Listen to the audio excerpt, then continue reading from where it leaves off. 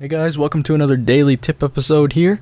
Today is February the 11th, 2009, and I'm going to talk about something that we get asked quite a bit, and that's mixer routing. Now, usually people are emailing us or messaging us on YouTube saying that they've got everything set up correctly for their mixer. They've got their interface plugged in and everything. They've got their mics plugged in and preamp levels set, but they don't hear any signal into their recording software.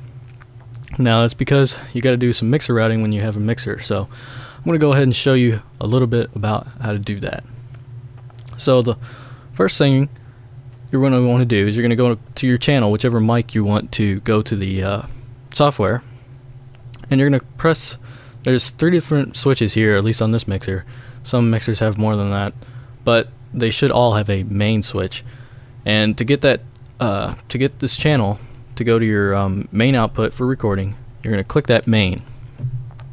Now what that's going to do is it's going to send it to your main mix here, of course.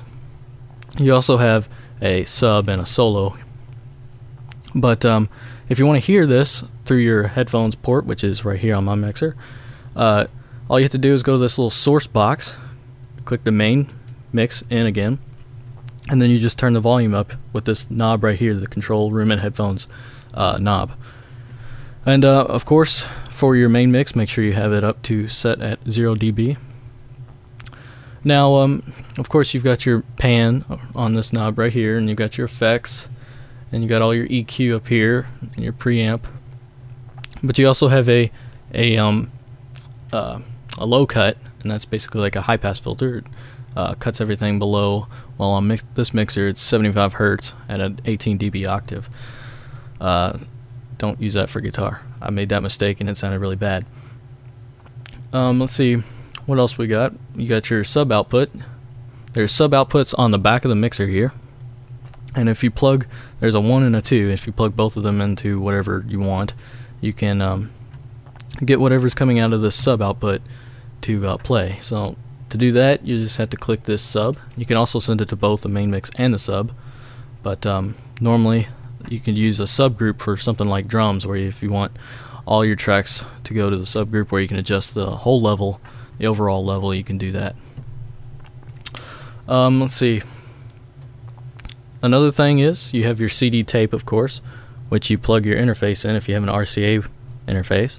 And up here next to the source box, we have an effects master effects volume, and if you turn that up, it'll turn the effects volume up, and you can send it to your main mix, or you can also send it to your sub output only if you'd like that.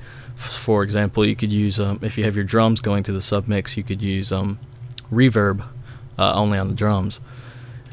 And yeah, one more thing is you got your source box, of course. You've also got, you can if you want to hear your actual CD tape coming in, say like you have a metronome coming out from your recording software and into your mixer, you want to hear that coming out of your headphones port on the mixer, you just click this CD tape main button, and you will then hear your mix coming from your recording software. And then you also have one for the sub output if you just want to hear the sub output. So that's just some basic mixer routing techniques. So hopefully you enjoyed this video, and we'll see you in another daily tip.